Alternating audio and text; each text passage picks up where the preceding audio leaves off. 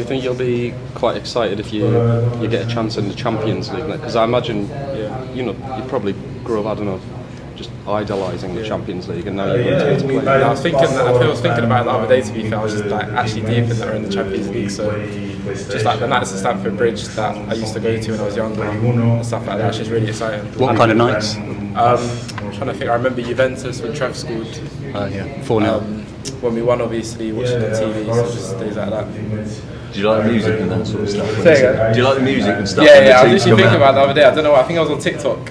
And a TikTok came up when Trev scored, and I was like, hopefully one day that could be me. No, definitely not. Anyone that comes to Chelsea knows the history of the club.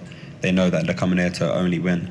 And we got a great team, and everyone's on the same wavelength to try and win. Chuptej Gora, Haters TV. I am here in Charlotte, outside the Bank of America Stadium, where Chelsea will be playing later today against Benfica in the round of 16 knockout game in the Club World Cup. Huge game for Chelsea, a lot on the line, and they will feel happy that they have to play Benfica and not Bayern Munich, as it could well have been. Enzo Maresca actually got asked whether he thinks that Chelsea are the underdogs going into this game, which shows just how well Benfica have done. Obviously, they got the win over Bayern Munich that meant that they topped the group.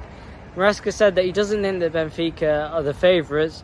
He thinks it's very close. He thinks it'll be a close tactical match-up. And to be fair, Chelsea haven't set the world alight with their performances so far. They've obviously had 2 wins and a loss, and the way that the group fell was favourable, but performances haven't been too special.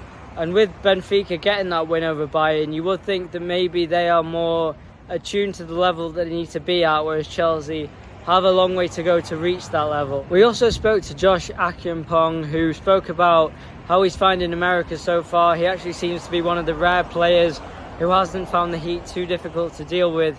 He spoke about coming into this team as a young player and the senior players like Tosin and Reece James who have helped him through. He spoke about how the players have been spending their downtime, table tennis, golf, all these different things. He played really well in the last game and we'll be hoping for a start, but we'll have to see what happens with that. And the other player we spoke to was Levi Colwill, who has, of course, had a fantastic season. He spoke about how big the season ahead is for him with World Cup ambitions. He spoke about how happy he's been with his own performances, but how far he still has to go. He was quite critical, actually, saying that he still sees a lot to his game that he needs to improve. But he also mentioned Trevor Chalobah and how pleased he is for him with his second half of the season and the fact that he got called up for England. So the overall mood in the Chelsea camp is positive, relaxed, but it's a huge game today and they'll know that they have to be at their best to beat Benfica.